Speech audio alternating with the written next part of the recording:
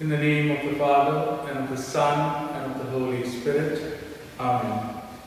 The grace and peace of our Lord Jesus Christ be with you all, and with your spirit. We offer this Mass for the sick and the housebound, and the isolated, and those suffering as a result of this pandemic. Today, my dear friends, we remember St. John Southworth, priest and martyr, who laid down his life in witnessing the faith in Christ. May we, inspired by the life of St. John Southworth, also witness to Christ amidst difficulties and hardships. Let us now acknowledge our sins and so prepare ourselves to celebrate the sacred mysteries. I confess to Almighty God and to you, my brothers and sisters, that I have greatly sinned in my thoughts and in my words, in what I have done and what I have failed to do, through my fault, through my most grievous fault. Therefore I ask Blessed Mary, our Virgin, all the angels and saints, and to you, my brothers and sisters, pray for me to the Lord our God. May Almighty God have mercy on us, forgive us our sins, and bring us to everlasting life. Amen. Lord, have mercy. Christ, have mercy. Lord, have mercy. Let us pray. Almighty God, you made your church grow through the missionary zeal and apostolic work of St. John Southworth. By the help of his prayers, give your church continued growth in holiness and in faith. Grant this through our Lord Jesus Christ, your Son, who lives and reigns with you in the unity of the Holy Spirit, one God, forever and ever. Amen.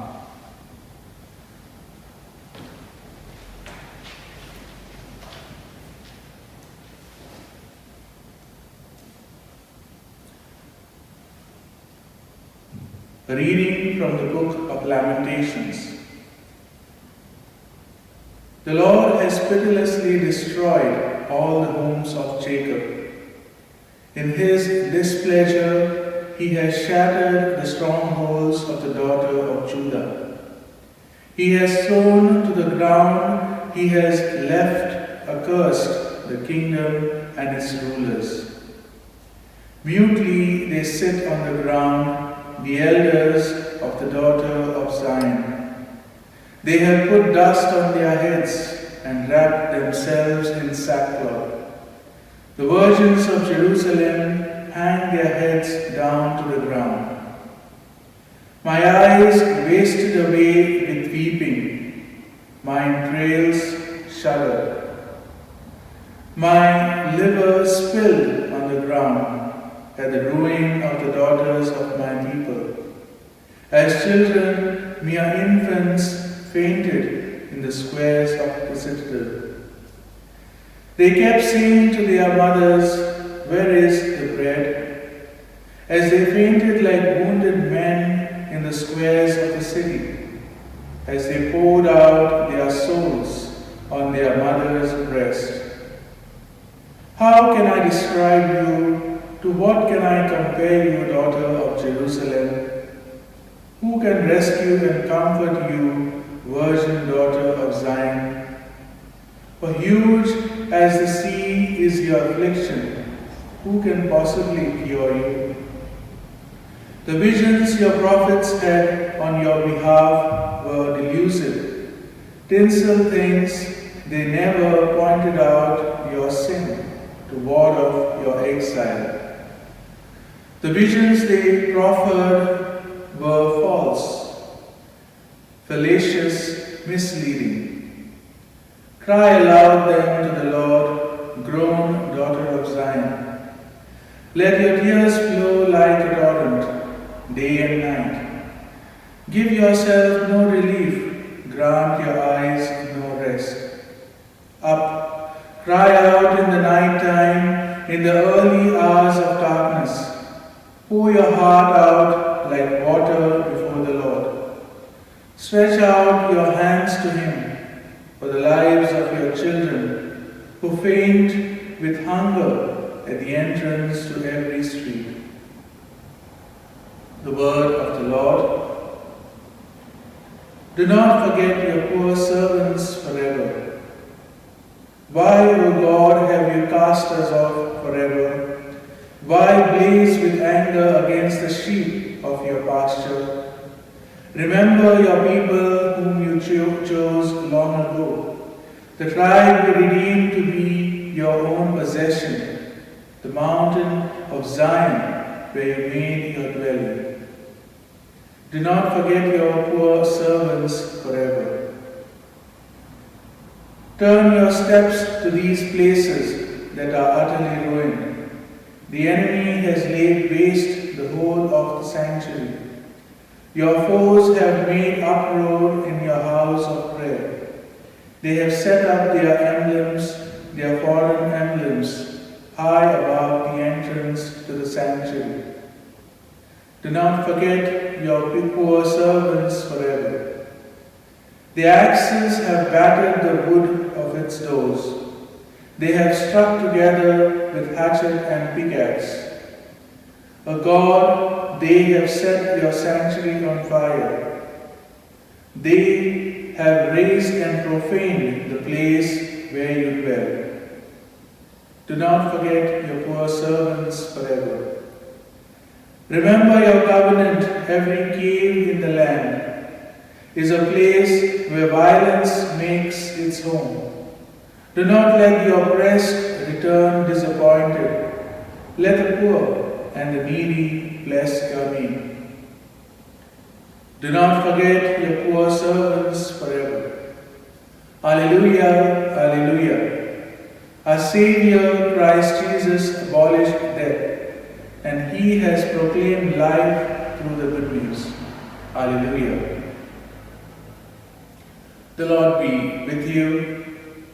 A reading from the Holy Gospel according to Matthew. When Jesus went into Capernaum, a centurion came up and pleaded with him.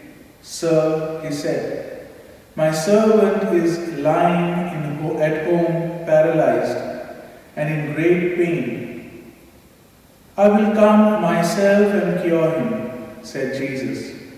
The centurion replied, Sir, I am not worthy to have you under my roof. Just give the word and my servant will be cured. For I am under authority myself, and have soldiers under me. And I say to one man, go, and he goes. To another, come here, and he comes. To my servant, do this, and he does it. When Jesus heard this, he was astonished and said to those following him, I tell you solemnly, nowhere in Israel have I found faith like this. And I tell you that many will come from east and west to take their places with Abraham and Isaac and Jacob at the feast in the kingdom of heaven. But the subjects of the kingdom will be turned out into the dark, where there will be weeping and grinding of teeth. And to the centurion Jesus said, Go back then, you have believed, so let this be done for you. And the servant was cured at that moment. And going into Peter's house, Jesus found Peter's mother-in-law in bed with fever. He touched her hand, and the fever left her, and she got up and began to wait on him. That evening they brought him many who were possessed by devils. He cast out the spirits with a word and cured all who were sick. This was to fulfill the prophecy of Isaiah. He took our sicknesses away and carried our diseases for us. The Gospel of the Lord.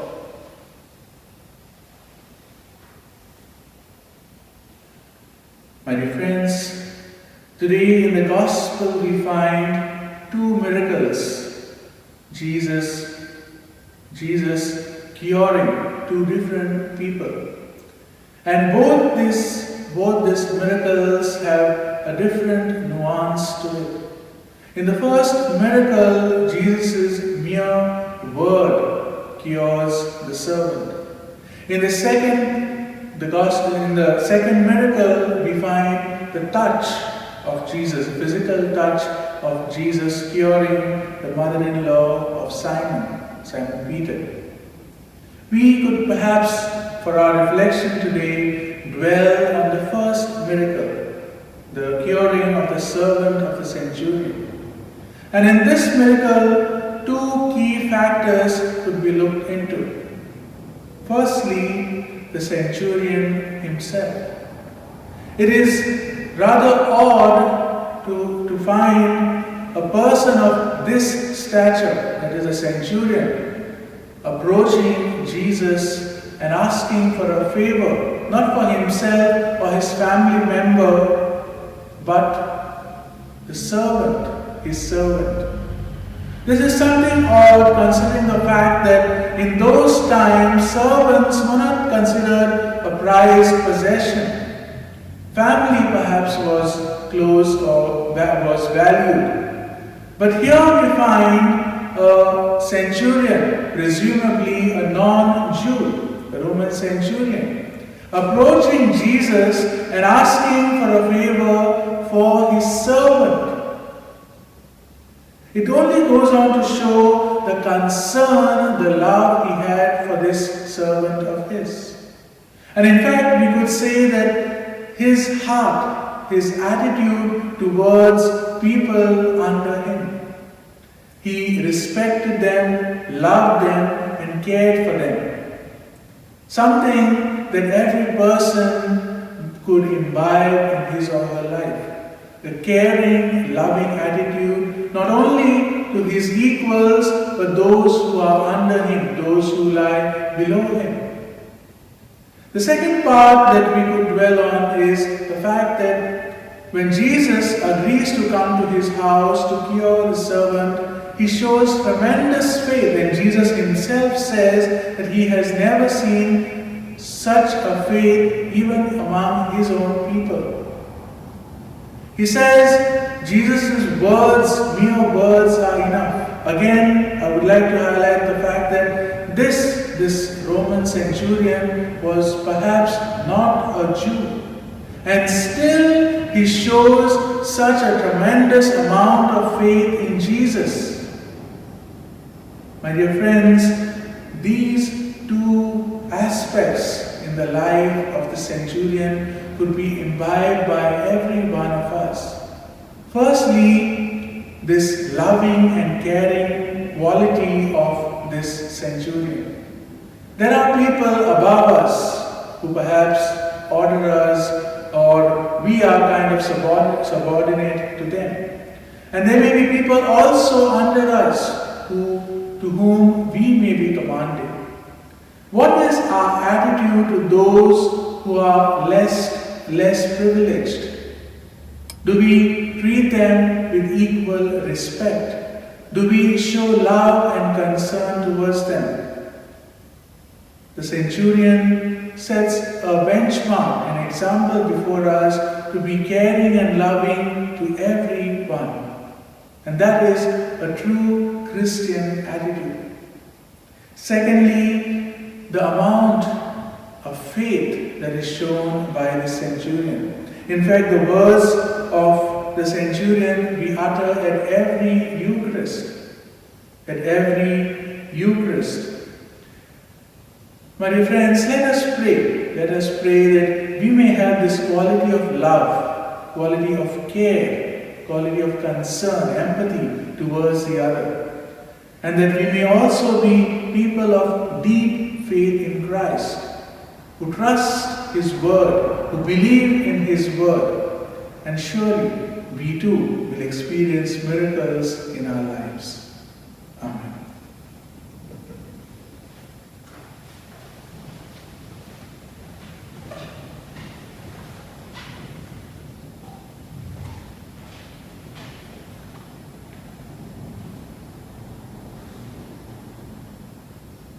Bless thy Lord, God of all creation, for through your goodness we have received the bread we offer you. Fruit of the earth and work of human hands, it will become for us the bread of life. Blessed be God forever.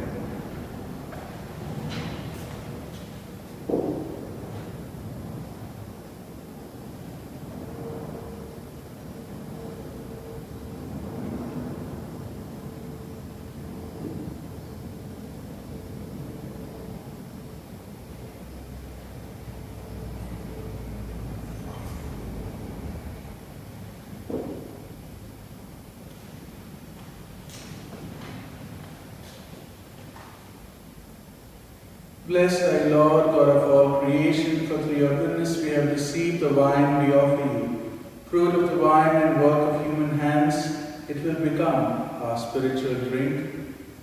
Blessed be God forever.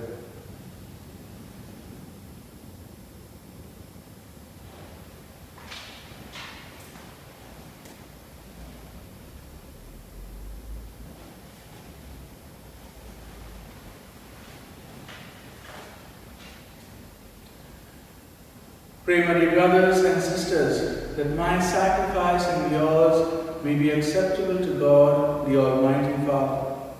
May the Lord accept the sacrifice at your hands for the praise and glory of his name, for our good and good of all his holy church.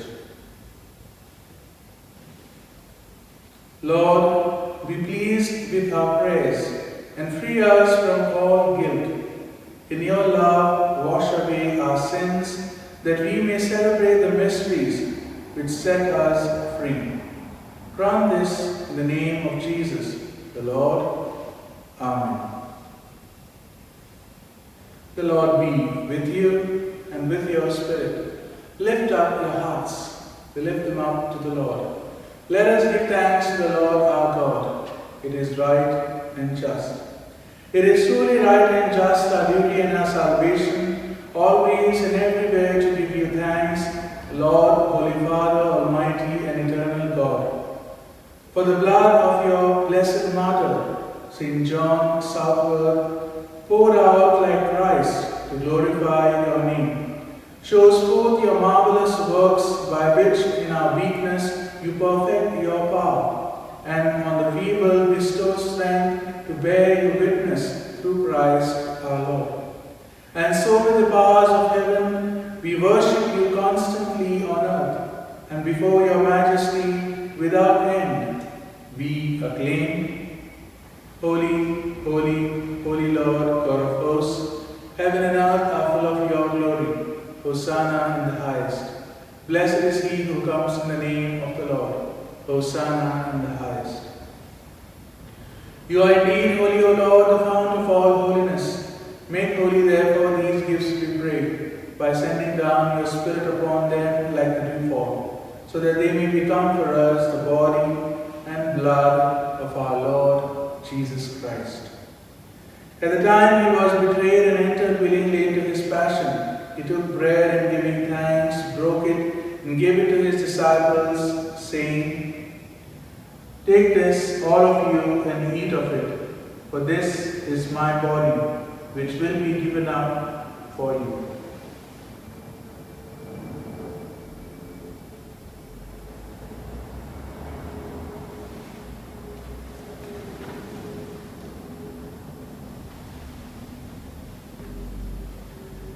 In a similar way, when supper was ended, he took the chalice, and once more giving thanks, he gave it to his disciples, saying, "Take this, all of you, and drink from it, for this is the chalice of my blood, the blood of the new and eternal covenant, which will be poured out for you and for many, for the forgiveness of sins. Do this in memory of me."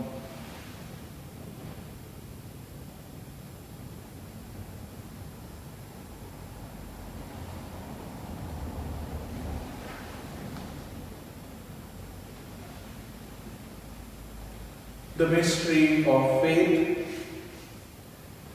Save us, Savior of the world, for by your cross and resurrection you have set us free.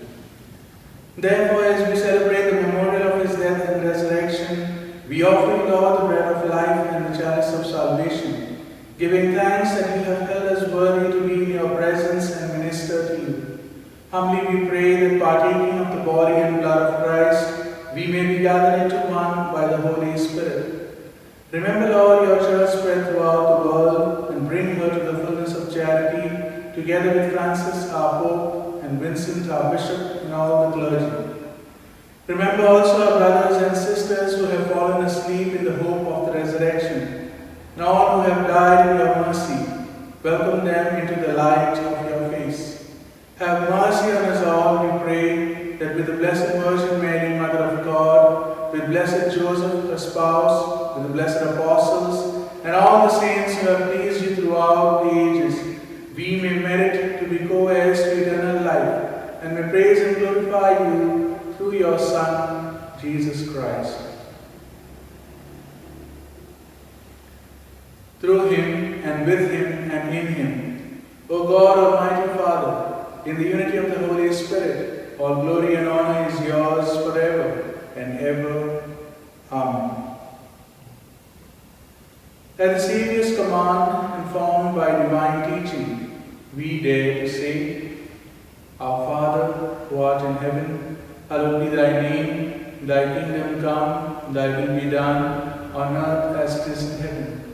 Give us this day our daily bread, and forgive us our trespasses, as we forgive those who trespass against us. And lead us not into temptation, but deliver us from evil. Deliver us, Lord, we pray, from every evil. Graciously grant peace in our days, that by the help of your mercy, we may be always free from sin and safe from all distress, as we await the blessed hope and the coming of our Savior, Jesus Christ. For the kingdom, power, and glory are yours, now and forever. Lord Jesus Christ, who said to your apostles, Peace I leave you, my peace I give you. Look not on our sins, but on the faith of your church, and graciously grant her peace and unity in accordance with your will, who live and reign forever and ever. The peace of the Lord be with you always.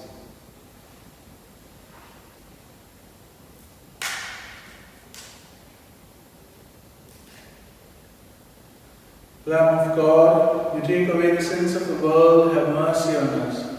Lamb of God, you take away the sins of the world, have mercy on us.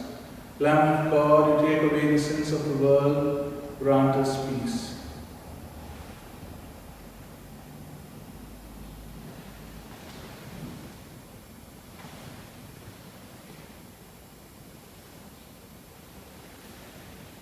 Behold the Lamb of God. Behold him who takes away the sins of the world. Happy are we called to the supper of the Lamb.